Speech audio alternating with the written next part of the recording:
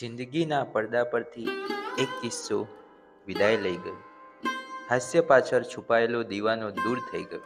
બોલિવૂડનો સાચો હિમેન કહેવાતો આજે સમગ્ર જગતને અલવિદા કહી ગયો. જી હા મિત્રો, ખૂબ જ દુઃખદ સમાચાર છે.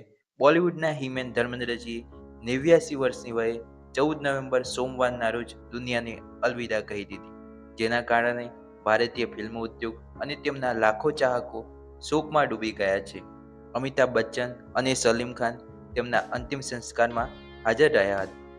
ધર્મેન્દ્રજીની પ્રથમ ફિલ્મ 1960માં આવેલી દિલ ભી મેરા હમ ભી તેરે હતી અને તેમની અંતિમ ફિલ્મ 2025 ઓક્ટોબરમાં આવનાર 21 છે. તેમને 2012માં ભારત સરકાર તરફથી પદ્મભૂષણનો એવોર્ડ મળેલો હતો અને તેઓ 2004થી 2007 દરમિયાન લોકસભાના સાંસદ પણ રહી ચૂક્યા છે. ધર્મવીર, શોલે, બટવારા, રાજારામ, લોફર વગેરે તેમની લોકપ્રિય ફિલ્મો હતી.